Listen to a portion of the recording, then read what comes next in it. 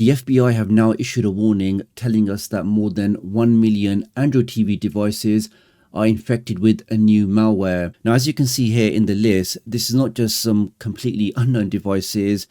I'm sure lots of you will recognize some of these devices here, like we have the X96 Mini, a very popular device.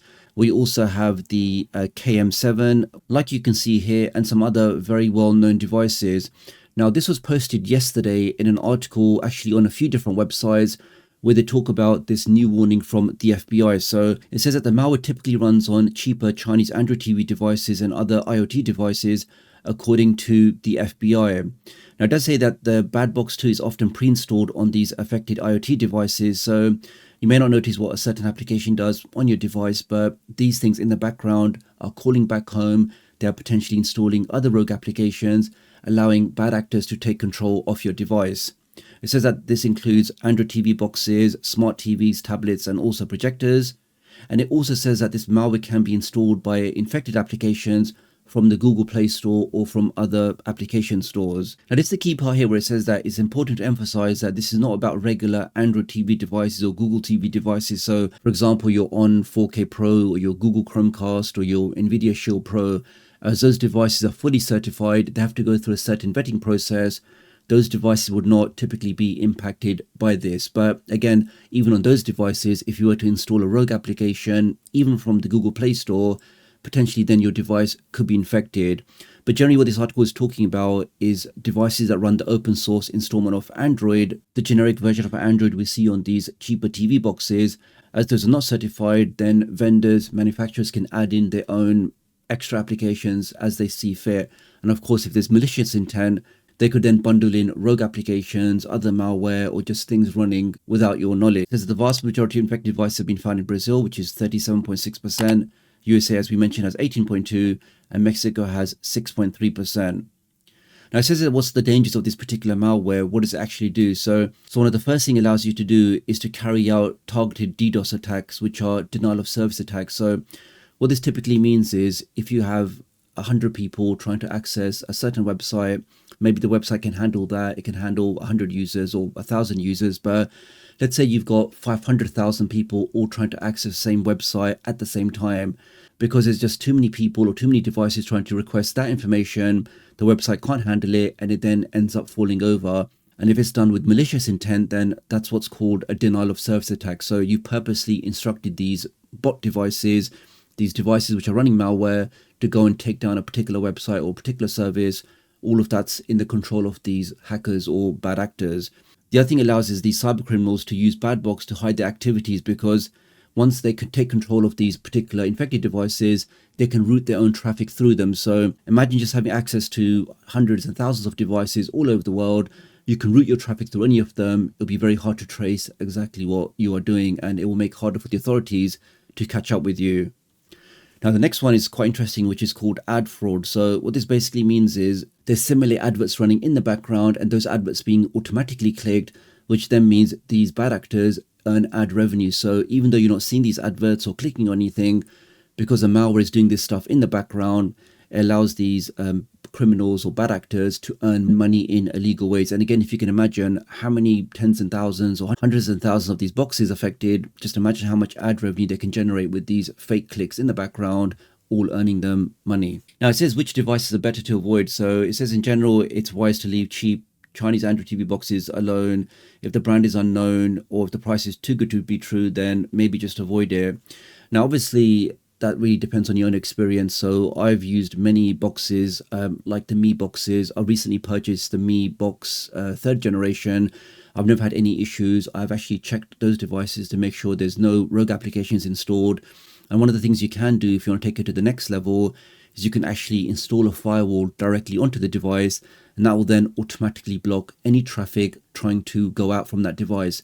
And you can quickly see if your device is infected, because why is my device in the UK trying to make connections to rogue endpoints in China or in other parts of the world? So I am actually thinking about making a video of that. So if you guys want to see that, make sure you leave a comment below. And this was a bit shocking, where they actually mentioned lots of very, very popular devices, which I'm sure you will recognize just going through the list. Like, for example, this X96, as you can see here, again, a very, very popular device. You also had the KM6, which which I'm sure you'll recognize, and also the MXQ9 Pro, again, popular device. All of them have been mentioned in this particular article. Now, it does say that doesn't necessarily mean that you've definitely got an infection, but they're the devices that seem to appear in the list. So if you go one of those devices, it is worthwhile checking, and I will show you in just a second how you can quickly check your device for potential malware or potential viruses. Now, before we continue, let me just quickly share this QR code that if you are looking for a fantastic offer for a ridiculously fast VPN,